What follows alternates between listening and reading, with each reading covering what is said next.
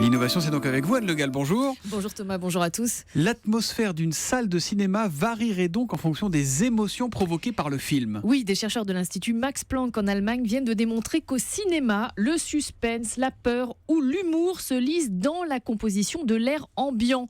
Pour le prouver, ils ont analysé l'atmosphère d'une même salle durant 108 projections de films.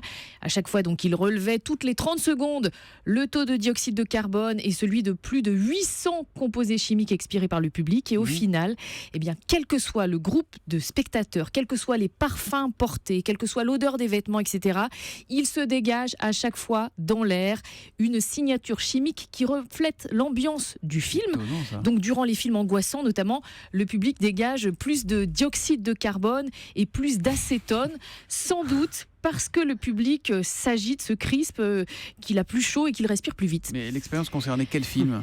Alors, les chercheurs ont pris ce qui était à l'affiche d'un cinéma local. Donc, il y en avait 16 au total. Par exemple, une comédie baptisée Buddy, le film à suspense Hunger Games ou un film pour enfants sur les dinosaures. Ouais. Et non seulement, a posteriori, les chercheurs étaient en mesure de deviner quel genre de film était à l'affiche, mais en plus, à l'aveugle.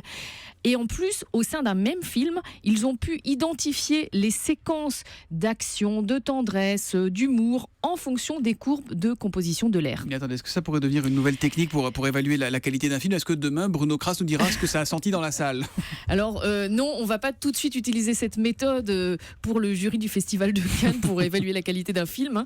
Mais ces chercheurs en sont convaincus. Malgré tout, leur découverte pourrait dans le futur effectivement aider l'industrie à mesurer l'impact émotionnel d'une publicité, d'un scénario ou même les effets spéciaux dans un film ou dans un jeu vidéo. Dis-moi ce que tu sens, je te dirai ce que tu regardes. C'est l'innovation d'Anne Le Gall ce matin. À demain, Anne. Bonne journée.